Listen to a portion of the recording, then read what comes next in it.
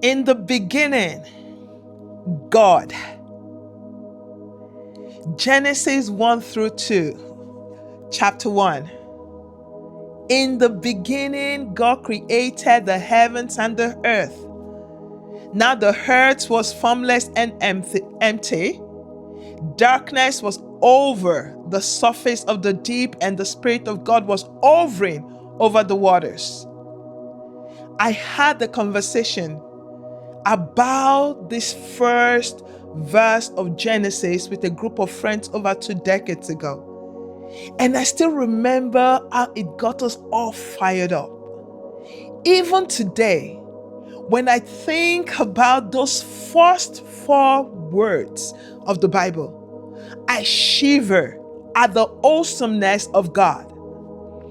That verse stirs something inside my soul, leading me to bow to my King. The perfect combination of words put me in my place and God where it belongs, far above it all, far above principalities and powers and thrones and dominions, far above all authority, far above all wealth, far above it all. It reminds me that before I was, God was. Before the oceans were, God was. It was before the stars were. It was before the crowns and all the majesty we know in this world, because He alone crowns the entire universe with His glory. God existed before the beginning of time and before the first existence. Think about it.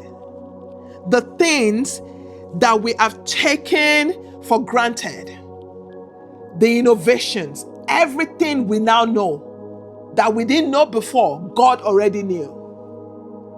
From generation to generation, the things that were revealed to man, God already knew. We marvel at the science, we marvel at her discoveries, but He unraveled these things to us because He already knew everything, even the things that we are yet to know, because He is majesty defined. He knew everything before the heart was formed and ruled over it all. There was none before God, and He reigns from the beginning of one galaxy to the end of another. He is the Alpha, the Omega, the beginning and the end. Regardless of what I think of God and how far and wide my mind tries to understand Him, He is more significant, remarkable, and mightier than my human mind or any human can comprehend. Speaking of God's greatness, David said in Psalm 24, verse 1 through 2, "The earth is the Lord's and the fullness thereof, the world and they that dwell therein. For He hath formed it upon the seas and established it upon the floods." God took what was nothing and made something out of it.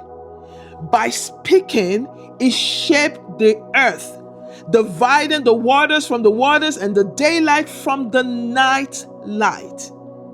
In the beginning started with God. And although He gave humanity authority over His creation, we are not compared to who He is. I tremble at the glorious power of the Most High God, for He is God and will always be God. I join the trillion stars and galaxies to stand in awe of my Maker. And while my little mind can never fathom the depth, the height of Him, every fiber of my being worship His majesty. I worship His majesty because He reigns above all. It reminds me of a song that I grew up hearing in Nigeria, which says, Ọlọ́run àgbáyé o, you are mighty. Ṣé bẹ́yìn lẹ fojú ọ̀run ṣaṣọ bora? Ṣé bẹ́yìn lẹ fojú ọ̀run ṣaṣọ bora? Ọlọ́run àgbáyé o, you are mighty o. My God is mighty. My soul praises God. Every fiber of my being bows before him because he is who he says he is. He said, I am God and there is none beside me. I worship you, Father. Lord, I pray that the hearts of those who don't know you will just grasp a little bit of you so they might know that they were born in love, for love, by love. Lord, I worship you and I give you all the glory now and forever. Amen.